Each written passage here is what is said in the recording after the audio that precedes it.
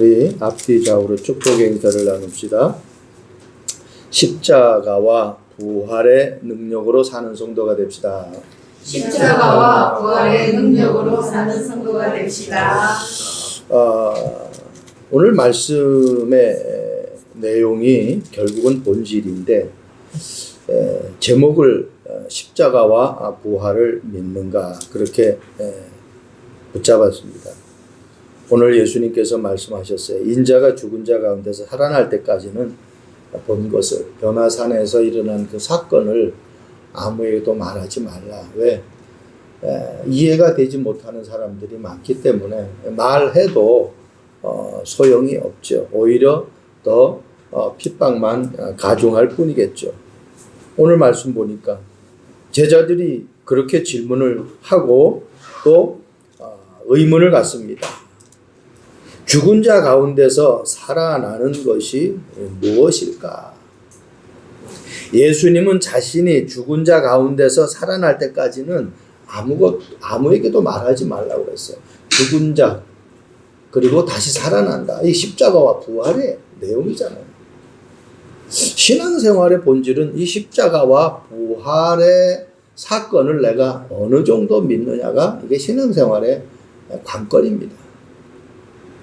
오래 믿는다고 이것이 믿어지는 것이 아니에요. 이건 하나님이 우리에게 그 믿음을 주셔야 됩니다.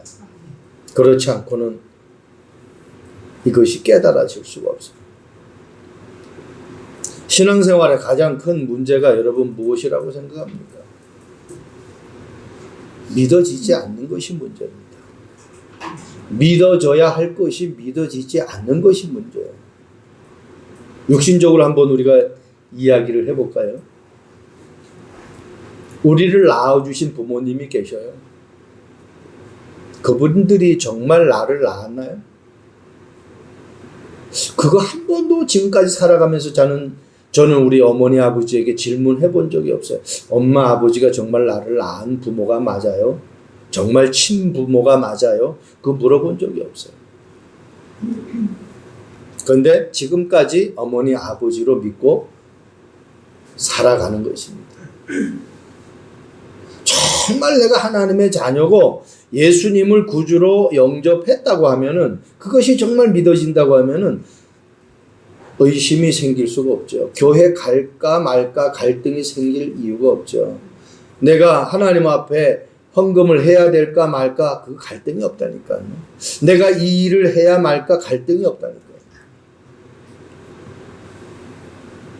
그러니까 성도들끼리도 마찬가지에 갈등이 있을 수가 없어요. 왜? 십자가의 은혜를 알기 때문에, 부활의 능력을 알기 때문에, 내가 할 수 없는 부분들은 하나님이 하신다라는 그 확실한 믿음이 생긴단 말이에요. 십자가가 뭡니까? 죽으신 거 아니에요. 예수님이 십자가에 못 박혀 죽으셨어요. 왜 죽으셨습니까? 심심해서 죽으셨습니까? 할 일이 없어서 죽으셨습니까? 예수님이 할 말이 없어서 계속 다니면서 거짓말하고 다니셨습니까? 그래서 그 거짓말한 것 때문에 죽으셨느냐 말이에요. 예수님이 십자가에 죽으신 것은 나 때문에, 내가 해결할 수 없는 문제 때문에, 내 능력으로 하나님 만날 수 없고, 내 능력으로 죄 문제 해결할 수 없고, 내 능력으로 나를 속이고 의심가게 하는 이 사단을 꺾을 힘이 없기 때문에 그분이 대신 십자가에 죽으신 거예요. 쉽게 얘기하면은 나의 시작과 끝을 완벽하게 해결하기 위해서 십자가에 죽으신 거예요. 그 죽음은 아무 힘이 없잖아요. 문제는 해결됐는데 그 문제가 100% 해결된 것이 아니라 또 드러난단 말이에요. 홍해를 건너기 전까지, 가나안 땅에 이스라엘 백성들이 들어가기 전까지 사단은 계속해서 이스라엘 백성들을 힘들게 했어요. 그래서 부활의 능력이 아니면은, 성령이 나와 함께하는 것을 사실적으로 깨닫지 못하면은 십자가의 은혜를 알면서도 늘 넘어지는 거예요. 그래서 십자가와 부활이라는 이 두 단어는요, 나에게 하나님 앞에 서는 그날까지 진짜 생명 걸고 붙잡아야 돼요. 놓치지 말아야 돼요. 여러분, 오늘 제자들도 그렇고 바리새인들도 그렇고 계속 어리석은 질문을 합니다. 시편 14편 1절 말씀 보면은 어리석은 자는 그 마음에 이르기를 하나님이 없다 하는 자라, 그렇게 얘기하고 있습니다. 어리석은 자가 누구예요? 뭘 모르는 사람이 세상 학문을 모르는 사람이 어리석은 자가 아닙니다. 오늘 제자들도 그렇고 바리새인들도 그렇고 서기관들도 그렇고 왜 예수님을 십자가에 못 박고 오늘 본문에 예수님이 하신 말씀을 왜 제자들이 이해를 못하느냐 말이에요. 하나님이 사실적으로 믿어지질 않아요. 예수님이 그리스도라는 것이 사실적으로 내게 와 부딪히질 않는 거예요. 그렇게 신앙생활하는 사람 많아요. 그러니까 마음에 들면은 막 좋아하고 마음에 안 들면은 어떻게 해요? 그냥 오만 소리 하고 교회를 그냥 막 뒤집어 놓고 그렇게 나가는 그런 성도들 너무너무 많아요. 성도가 하나님이 사실적으로 살아계심을 믿는다고 하면은 다른 말이 필요 없다니까요. 목사님 설교는 그것도 중요하지 않아요. 왜? 하나님이 나에게 주시는 은혜가 있기 때문에 누가 말을 해도 그 말이 다 하나님의 그 은혜로 들려지는 거예요. 인간이 살아가면서 문제가 없을 수가 있습니까? 문제 없는 사람 이 지구상에 한 사람도 없어요. 그래서 어리석은 자는 그 마음에 이르기를 하나님이 없다라는 겁니다.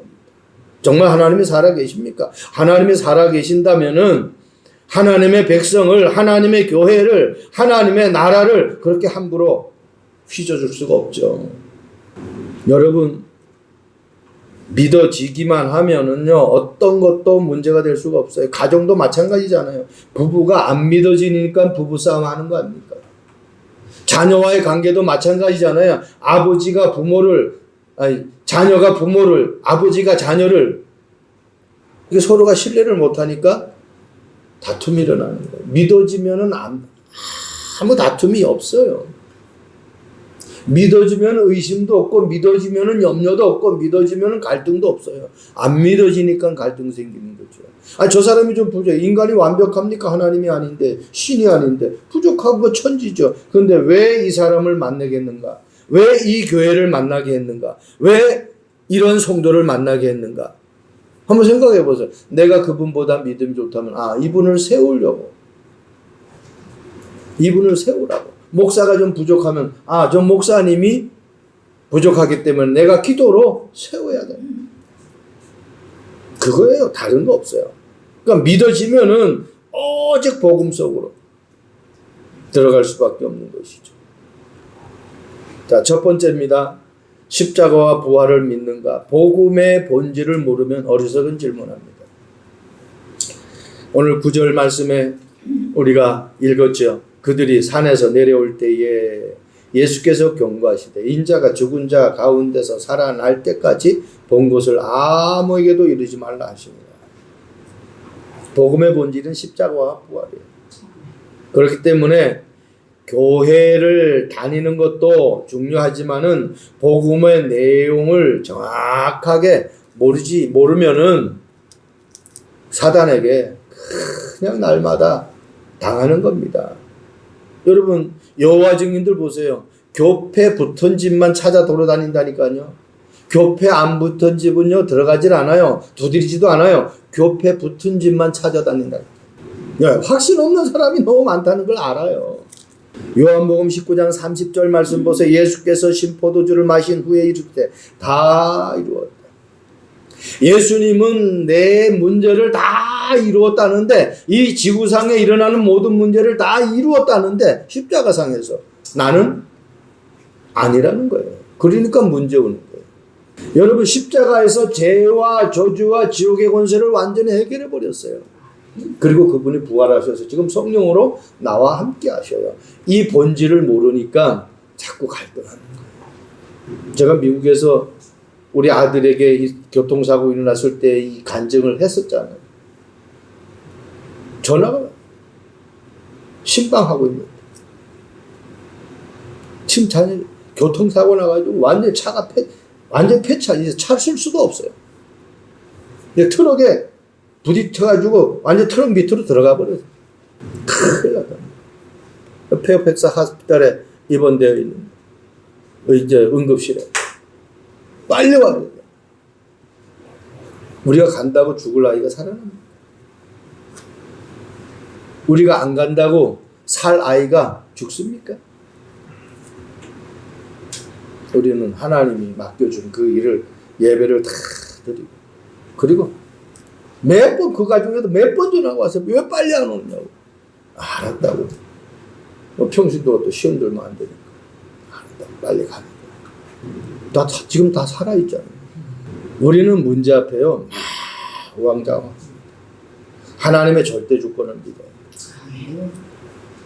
하나님은 지금도 살아서 우리 각자 개개인을 다 보살피고 우리 머리카락까지 세신받는다고 성경은 기록하고 있어요.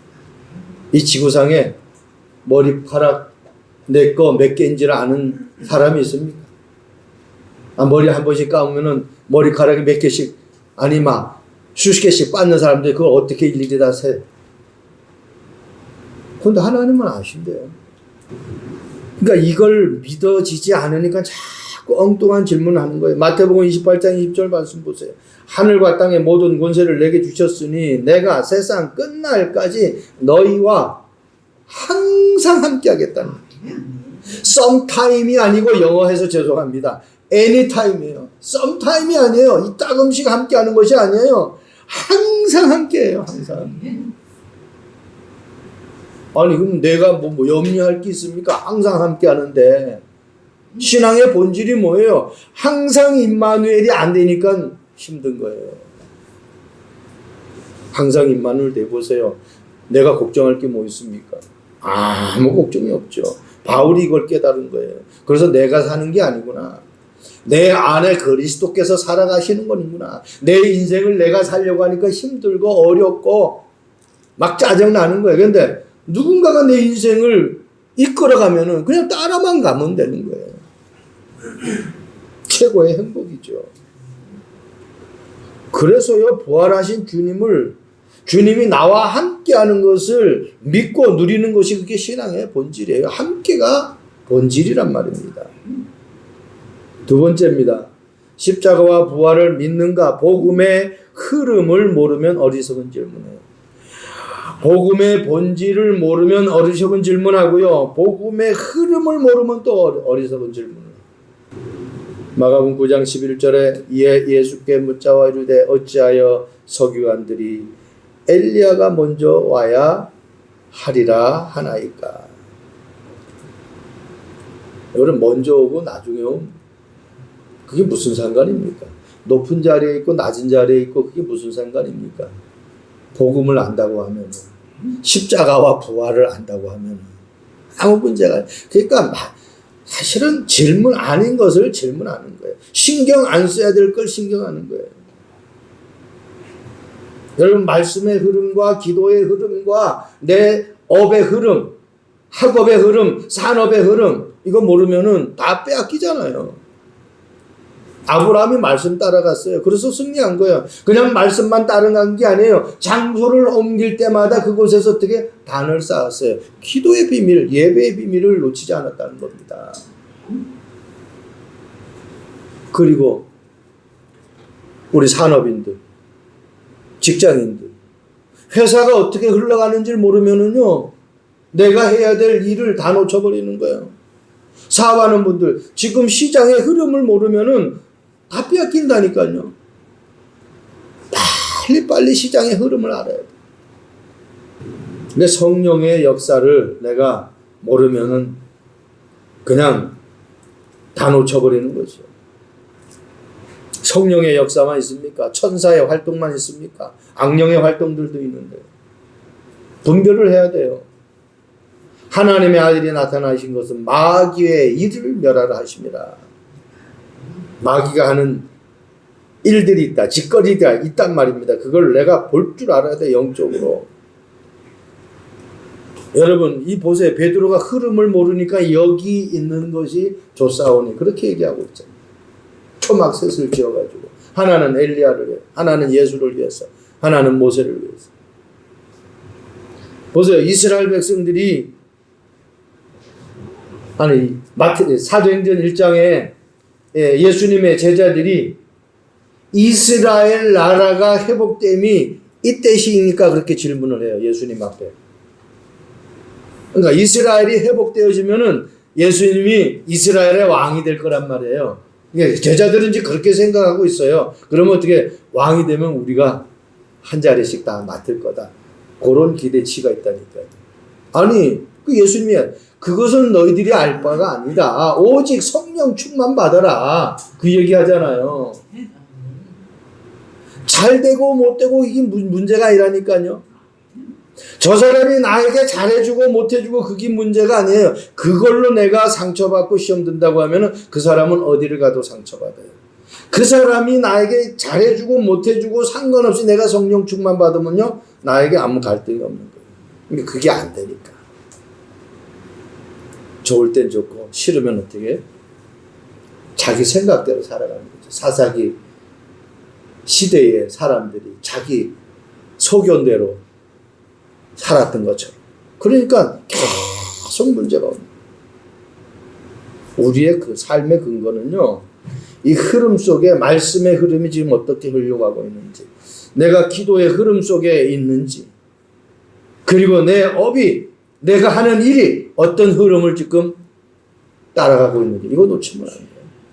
여러분 마태복음 18장 1절 말씀 보세요.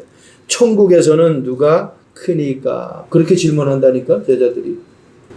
천국에 가면 누가 크냐? 그러니까 누가 머리로, 누가 헤드로 할 수 있느냐 그렇게 질문하잖아요. 그래서 예수님이 대답하잖아요. 어린아이와 같지 않으면 천국 갈 수 없다. 한마디로 어린아이는 순수하잖아요. 내가 진실한 마음, 순수한 마음이 아니면은 절대로 하나님의 나라를 볼 수가 없습니다. 하나님의 은혜를 내가 체험할 수가 없어요. 지속할 수가 없어요. 그리스도 안에 모든 것이 있는데 그 그리스도 안에 있으면서 큰 자 작은 자 그게 아무 소용이 없다. 마태복음 16장 14절 말씀 보세요. 사람들이 예수님을 어떻게 알고 있어요? 세례 요한, 엘리야, 에레미야 선지자 중에 하나라고 그렇게 알고 있어요. 여러분 이 세례 요한, 엘리야, 에레미야 선지자는요 하나님도 아니고 그리스도도 아니에요. 하나님의 말씀을 대언하는, 지금으로 말하면 어떻게 해요? 주의 종들이에요. 예수님이 이 땅에 오시는데 그 오시는 길을 어떻게 해요? 준비하는 자들이라는 거예요. 그걸 가지고 맞느냐 안 맞느냐 그렇게 보면은 진짜 껍데기만 보는 거죠. 그래서 우리는 하나님의 백성은 설교만, 하나님의 말씀만 잘 들으면은 승리하는 거예요. 이 말은 예배만 제대로 내가 드려도 성공한다는 거예요. 승리한다는 거예요. 마태복음 16장 16절 예수가 그리스도라는 사실을 모르니까 사람들이 우왕좌왕 하는 겁니다. 그런 사람들이 너무 많아요. 전도 현장에서 한번 물어보세요. 예수님이 그리스도라고 믿는 사람 거의 없어요. 그냥 교회 나가는 겁니다. 그 이름의 뜻과 그 이름의 능력만 알아도 속아 넘어가지 않는데, 여러분 예수님이 그리스도다 이 말은요, 예수님이 우리에게 참 길이 되신다. 예수님이 우리의 모든 죄를 해결하시는 주인공이다. 예수님이 눈에 안 보이는 사단을 꺾으신 분이다. 그 말이거든요. 내 미래를 아는 그 선지자, 내 죄와 모든 저주를 완전히 해결하신 참 제사자, 눈에 안 보이는 사단을 완전히 박살내버린 참 왕, 그것만 내가 알고 믿는다고 하면은 내 인생에 어떤 것도 문제가 될 것이 없잖아요. 우리에게 하나님은 율법을 주시지 않았습니다. 종교를 주시지 않았어요. 참 복음을 주셨어요. 복음은 완전 해방이에요. 그게 본질인 겁니다. 그걸 놓치면 안 돼요. 그래서 흐름을 우리가 잘 봐요. 계절의 흐름을 놓쳐버리면은 여름에 미크코트 입고 다니면은 지나가는 사람이 한 번씩 다 보잖아요. 그죠? 뭐 이상한 사람이지. 지금 여름인데 무슨 겨울 옷을 입고 다녀. 너무너무 이상한 거 아니에요. 그 흐름을 모르면 그렇게 돼요. 말씀의 흐름을 모르면, 우리 참빛교회 강단의 흐름을 모르면 자꾸 딴소리 한다. 놓치지 않길 바랍니다. 마지막 결론입니다. 십자가 부활을 믿는가? 복음이 나에게 편집되지 않으면 어리석은 질문. 우리가 많이 들었어요. 예수님이 그리스도다, 모든 문제 해결자다, 참 선지자다, 참 제사장이다, 참 왕이다. 얼마나 많이 들었는지 몰라요. 근데 이것이 내 것이 안 되어지면 소용이 없다는 거예요. 어떤 책을 출판하기 위해서는요, 그 책에 대한 저자가 아주 중요한 글을 거기다가 실었을 거 아니에요. 그러면 어때? 이게 앞에 가야 되고 뒤에 가야 되고 가운데 본론, 서론, 본론, 결론에 대한 이 부분들이 편집이 잘 돼야 이 글이, 이 책이 멋있는 작품이 돼요. 그냥 뒤죽박죽 되어지면은 거기 또 오타가 많이 나고 글씨가 막 틀리고 그러면은 읽는 사람이 은혜가 안 되잖아요. 그러니까 이걸 어떻게 잘 맞게 편집을 하는 거예요. 마치 요리도 마찬가지잖아요. 재료를 갖다 놨는데 이걸 잘 요리해가지고 맛있는 음식을 만들어야지. 짜게 만들고 시게 만들고 쓰게 만들고 그러면 아무리 좋은 재료를 많이 넣어도 입맛에 안 맞으면 그 요리는 실패 요리잖아요. 그럼 안 팔려요. 먹으러 오는 사람이 없어요. 똑같아요. 이 편집이 잘 돼야 돼요. 다윗이 뭐라 그래요? 여호와는 나의 목자시. 요게 편집이에요. 여호와가 나의 목자가 돼야 돼. 그리스도가 나의 그리스도가 돼야 된다는 겁니다. 그러면은 내 인생에 어떤 삶이 전개돼요? 부족하면. 우리는 때로는 그런 얘기 많이 해요. 이거 해달라 저거 해달라고 막 기도합니다. 그리고 그게 안 되면은 기도해봤자 소용이 없네. 교회 나가봐도 소용이 없네. 헌금해도 소용이 없네. 그렇게 되고 진짜 내가 하나님만을 믿느냔 말이에요.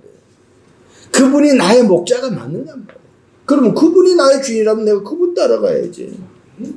어느 자식이 부모가 자기에게 신발 안 사준다고 나 오늘부터 나 엄마 아빠라고 안 불러. 아줌마 아저씨라고 부를 거예요. 그런 자식이 어디 있습니까? 이 지구상에. 부모가 자식에게 잘못해줘도 그 자식이 자기를 낳아주고 길러준 것에 감사하는 그런 자식이 됩니다. 방향이 맞느냐는 거예요. 편집이 잘못되면은 방향이 틀려요. 다른 길로 가요. 내 삶 속에서 참한 응답이 왔는데도 이것을 응답으로 여기지 못하고 이것을 감사로 여기지 못한다고 하면은 그 사람은요 절대로 하나님이 주시는 축복 받을 수가 없습니다. 여러분, 나의 것이 되지 않으면 자꾸 무엇인가를 찾게 됩니다. 편집이라는 것은 내 정체성이 무엇인지를 확실하게 내가 깨닫는 거예요. 하나님의 자녀는 하나님의 말씀에 은혜가 있어야 돼. 말씀이 나에게 있어야 되는 거예요. 내가 누구인지를 정체성을 놓치면 안 돼요. 그러면요, 그거 되는 만큼 영적 비밀을 체험하게 돼요. 하나님이 나의 하나님이다. 그 그리스도가 나의 그리스도라고 고백되는 만큼 어떻게 영적 사실이 나타난다니까? 모세 보세요. 이스라엘 백성들 광야길 가는 그 길에 보세요. 하나님이 앞서서 구름 기둥, 불 기둥, 그죠? 하나님이 앞서서 오늘 우리 권사님 기도에 출애굽기 14장 14절 그걸 읽으면서 기도했는데 묵상해가지고 너희는 가만히 있어. 싸우지 마라. 누가 싸운다? 내가 싸운다는 거. 하나님이 싸운다는 거예요. 그건 뭐예요? 하나님이 천군 천사를 파송해가지고 이스라엘 백성들이 싸우지 않고 승리할 수 있도록 만들겠다는 거예요. 그러니까 복음의 본질은 내가 하는 것이 아닙니다. 하나님이 하시는 거예요. 우리는 자꾸 뭔가 하려고 하잖아요. 다니엘도 보세요. 사자굴에 들어가기 전에 이미 먼저 어떻게 해요? 이미 사자의 입을 봉해버렸다니까. 내가 봉한 것이 아니라 영적인 사실입니다. 남편이 막 잔소리해. 아내가 막 잔소리해. 기도해보세요. 하나님 어떻게 하시는지. 저는 그거 실질적으로 체험했어요. 교회에서 기도하면서. 전도사 시절 때 새벽 기도하는데 어느 권사님이 얼마나 땡깡 치면서 소리를 치면서 기도하는지 몰라. 그거 새벽 기도한 사람이 기도가 안 돼. 나도 헷갈릴 정도야. 그 강단에서 무릎 꿇고 기도하는데 그 내가 가가지고 좀 조용히 하세요. 조용히 기도하세요. 그러면 그 권사님 또 시험 들 거 아니에요. 내가 말하면 시험 든다니까. 근데 시험 들게 하지 않는 방법은 내가 하나님 앞에 기도하면 되다. 하나님, 저 권사님 기도가 권사님이 뭔가 답답해서 저렇게 소리쳐서 기도하겠지만은 하나님, 다른 사람이 기도할 수 없을 만큼 너무 방해가 됩니다. 저도 헷갈립니다. 어떻게 좀 조용히 하도록 해주세요. 그렇게 기도했더니 즉시 조용해지는 거예요. 이거 기가 막혀요. 내가 소름이 돋을 정도로 금방 응답이 오는 거예요. 그 다음날 또 오르는 거예요, 또. 또 기도했죠. 또 기도하는 즉시 조용해지는 거예요. 이 맛을 본 사람은요, 기도 안 할 수가 없죠. 그 체험을 해야 돼요.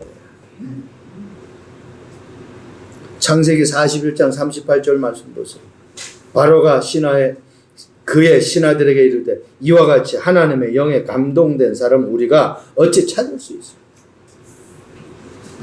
여러분, 편집 중에 편집은 다른 거 아닙니다. 그분이 나의 목자가 돼야 되는 거예요. 나의 그리스도가 돼야 돼. 내가 하나님의 자녀라는 것을 절대 놓치면 안 돼요. 그 사람이 그 다음에 그 편집된 것이 기준되어져 가지고 설계가 되어져야 돼요. 반석 위에 집을 지어야만이 비바람이 몰아쳐도 무너지질 않는 거예요.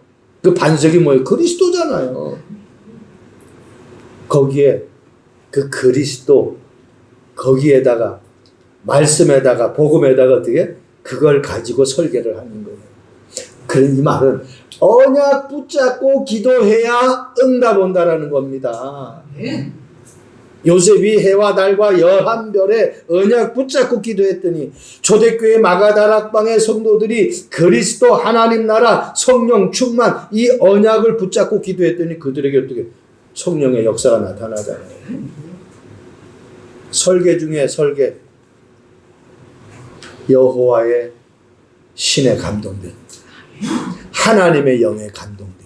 이 말은 어떻게? 성령 충만한 사람이 제대로 설계된 거예요. 하나님이 우리를 그렇게 만드셨다니까. 그래서 사도행전 1장 8절에 예수님이 말씀하셨죠. 오직 성령이 너에게 마시고. 다른 것으로 설계해가지고는 무너지고 자빠지고 넘어지고 상처받고 갈등하고 그렇게 되는 거예요. 근데 성령 충만하면은 갈등 안 해요. 상처도 안 받아요. 왜? 그 힘이 최고의 힘이기 때문에. 증거 렘넌트 7명, 증거 초대교회 성도들, 증거 히브리서 11장 사람들, 증거 로마서 16장 사람들, 증거 성경 66권에 하나님 앞에 쓰임받은 사람들. 그게 증거예요. 그런 사람은 시공간을 초월하는 보호자의 축복을 누릴 수밖에 없죠. 사도행전 18장 5절 바울이 하나님의 말씀에 붙잡혀 유대인들에게 예수는 그리스도라 밝히 증언했다. 그렇게 말씀하고 있습니다. 말씀에 붙잡힌 사람. 이 사람은 어떻게? 말씀이 무엇인지를 알기 때문에 말씀에 붙잡히는 거거든요. 그게 어떻게? 말씀을 말할 수밖에 없어요. 한마디로 복음을 아는 사람은, 복음을 이해한 사람은요, 다른 말 안 해요. 복음을 말하게 돼 있어요. 자, 창세기 1장. 하나님이 천지를 창조하셨어요. 무엇으로? 말씀. 그래서 세상을 하나님이 이처럼 사랑하사 독생자를 주셔서 그 사랑으로 복음으로 이 세상을 말씀으로 다 디자인해가지고 현장을 만들어놨는데 이게 지금 사단이 장악해가지고 이걸 완전히 흑암의 문화로 만들었어요. 그럼 다시 하나님의 문화, 복음의 문화로, 그리스도의 문화로 바꾸려고 하면 어떻게? 현장에 말씀이 선포되어져. 그게 디자인이에요. 말씀이 없는 현장, 말씀이 없는 산업 현장, 말씀이 없는 성도, 그거는 어떻게 해요? 하나님의 형상이 아니에요. 하나님의 이미지가 아니라니까요. 하나님이 원하는 디자인이 아니에요. 말씀에 사로잡힌 사람이 하나님의 원하는 디자인으로 만들어진 사람이 그걸 회복해야 돼요. 사단의 문화를 복음의 문화로 회복하는 것이 디자인입니다. 그게 안 되어지면 안 돼요. 그래서 내 자신이 말씀을 늘 묵상해요. 예수님 마귀가 와가지고 넘어뜨리려고 하잖아요.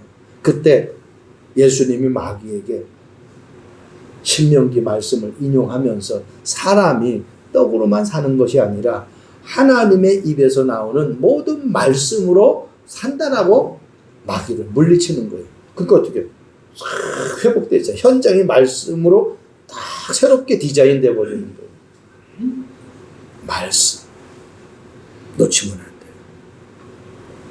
아무리 잘 싸우는 장수라 할지라도 그 장수에게 총이 없고 칼이 없으면 어떻게 해요? 그냥 상대 적군에게 그냥 당할 수밖에 없어요. 아무리 잘 싸우는데 무기가 없는데 어떻게 승리할 수 있겠습니까? 그래서 에베소 6장에 말씀의 검, 성령의 검 얘기하고 있잖아요. 믿음의 방패 얘기하고 있잖아요. 진리의 허리띠 얘기하고 있잖아요. 성령 안에서 무시로 기도하는 걸 얘기하고 있잖아요. 평안의 복음의 신발을 얘기하고 있잖아요. 이 무기예요, 무기. 하나님의 자녀는 말씀이 무기예요. 믿음이 방패예요. 군인들이 막 이렇게 칼을 치면은 나를 치지 못하게 이렇게 방패를 드는 그 방패가 아니라 믿음이 우리에게는 무기 중에 무기예요. 방패 중에 방패. 그러니까 말씀이 없으면은 그냥 당하는 거예요. 예수님이 말씀했으니까 말씀으로 대적을 해버리잖아요. 한번 나 자신에게 질문을 해보시기 바랍니다. 나는 정말 그리스도인인가 아니면 종교인인가? 무엇이 정상인가? 여러분 무엇이 정상이라고 생각합니까? 있어야 될 곳에 있는 것이 정상이에요. 학생은 학교에 있어야 돼요. 산업인은 산업 현장에 있어야 되겠죠. 직장인은 내가 근무하는 그 회사에 있어야 돼요. 한마디로 하나님 나에게 맡겨준 그 일을 하는 사람이 정상적인 사람이에요. 그럼 그리스도인은 정상적인 그리스도인이 어떤 그리스도인입니까? 하나님의 말씀이 있는 사람, 기도의 비밀을 누리는 사람, 그리고 성령의 충만함을 가지고 있는 사람, 언약 놓치지 않는 사람이 그 사람이 정상적인 크리스찬이라는 겁니다. 이번 한 주간 십자가와 부활의 이 능력이 우리 모두에게 확인되어지고 체험되어지고 누려지는 축복이 있기를 바랍니다. 여러분 영국의 프랭크 모리슨이라는 이 젊은이가 있어요. 아주 죽음과 부활이 안 믿어지는 거예요. 그래서 이걸 완전히 이 크리스찬들의 잘못된 거, 이 종교의 잘못된 거, 예수 믿는 사람들의 잘못된 거, 이걸 자기가 완전히 파헤쳐야 되겠다. 그 파헤치려고 반박의 끈을 쓰려고 책을 보다가 성경책을 보다가 이 사람이 부활을 예수님의 십자가를 믿게 되어버렸어요. 이게 완전하게 반박글을 쓰는 것이 아니라 이게 맞구나라는 사실의 글을 쓰게 되어버렸어요. 그게 그래서 제가 이걸 한번 찾아봤거든요. 근데 출판사, 신의 생명의 말씀자 이런 데서 다 나와 있더라고요. Who moved the 스토리라 해서 누가 돌을 옮겼는가 이 책이에요.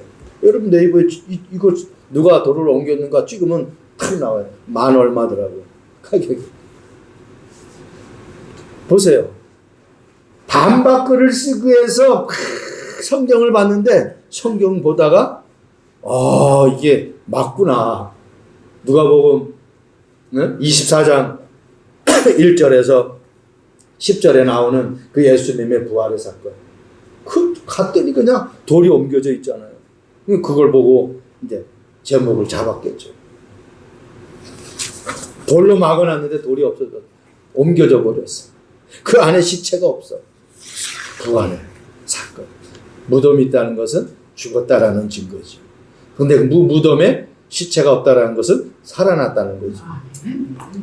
저는 이 말하면 좀 막 소름이 돋아요. 야, 이게 믿어진다. 이게 내가 축복 중에 최고의 축복을 받았구나. 이게 믿어진다. 여러분, 나를 위해서 죽었다. 내 모든 죄를 해결하기 위해서 누군가가 죽었다니까요. 근데 그분이 죽음으로 끝나면 내가 그 다음에 또 해결해야 되는데 이분이 살아나셔서 지금 나와 함께 하신다는 거예요. 우리 기독교의 핵심입니다. 복음의 핵심이에요. 이걸 놓치면 안 됩니다. 이번 한 주간도 십자가와 부활의 이 사건이 나에게 하나님 100% 믿어지게 하옵소서. 그런 응답이 있기를 주님의 이름으로 축원드립니다. 기도하겠습니다. 좋으신 하나님, 십자가와 부활이 100% 믿어지는 우리 참빛교회 모든 성도들 되게 하옵소서. 지금 영상으로 듣는 모든 하나님의 백성들이 다른 것은 안 믿어져도 십자가 사건과 부활의 사건이 사실적으로 믿어질 수 있도록 성령께서 역사해 주옵소서. 감사합니다. 예수 그리스도의 이름으로 기도합니다. 아멘.